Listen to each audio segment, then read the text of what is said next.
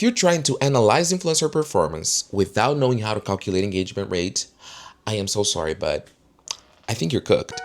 Luckily, you found this video, and in the next few minutes, I'm going to show you how to calculate engagement rate of any influencer on any social media platform and show you some benchmarks of what healthy and strong engagement rate looks like depending on creator tier and platform.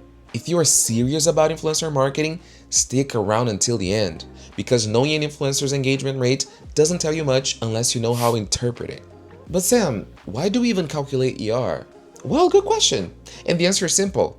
It is one of the most reliable ways to measure influencer performance. It is very common for marketers to see influencers with millions of followers and think that they will do magic work in their campaigns. But the truth is, follower count can be misleading. They could be inflated by a viral moment that happened years ago, they could have just accumulated over time, or they could even be bought because, yes, it's 2026 and people are still buying followers. Don't even get me started on this. Engagement, on the other hand, is much harder to fake consistency. So when it's real, it tells you that the audience actually trusts the creator and is willing to take action based on what they say. But here's the thing, calculating engagement rate is the easy part. The number itself means very little without context, and I'll show you exactly what I'm talking about in a minute. First, let's look at the formulas. Every platform uses a variation of the same underlying formula, but there are two main ones that you can use depending on your scenario. If all you have is the public information on a creator's post, the engagement rate formula is total engagements divided by total followers times 100. Let's do an example so you can understand it a little bit better. Let's say you're analyzing a creator's post with 85,000 followers, 3,400 likes, 210 comments, and 90 shares. To apply the formula, add the number of likes, comments, and shares.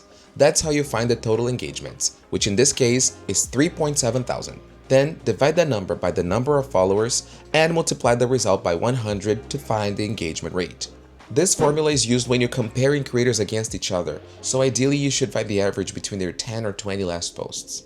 Now, when a creator shares their full analytics information with you, instead of dividing the total engagement by followers, you divide it by reach, the number of unique accounts that actually saw the post. This one is the most accurate and the best to analyze content performance after a campaign. But if, like me, you hate doing math, you can always use an influencer marketing platform to track all these metrics for you and generate reports automatically. That way you have more time to focus on your strategy and understanding if a creator's numbers are healthy according to their platform and tier. Because without the benchmarks, calculating engagement rate is just math. But there is one mistake that you can absolutely not make when analyzing these metrics. We'll get to that in a minute. For now, let's focus on the benchmarks. First, you need to understand that each platform has different standards. The content format, audience, and algorithm are not the same. Neither is the engagement. The same goes for creators. Depending on their tier, the engagement is completely different. According to Favicon's analysis of over 6 million creator profiles over platforms, this is what strong engagement looks like. I'll leave a link in the description if you want to check it for yourself. But now, let's take a closer look at the numbers for Instagram.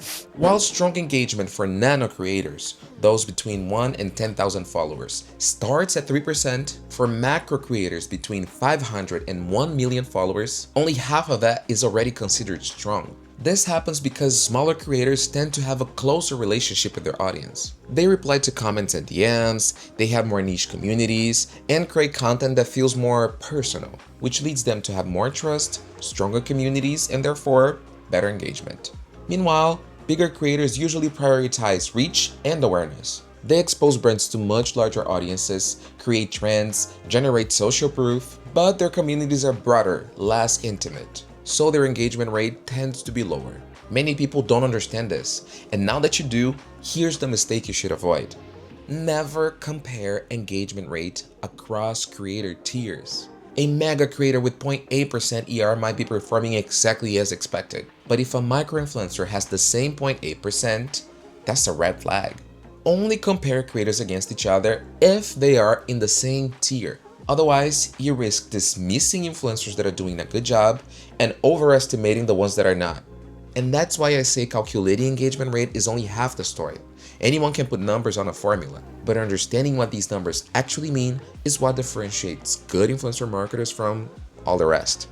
If you want to go even deeper, on this video, I walk you through my framework for vetting influencers and finding the right ones for your campaigns.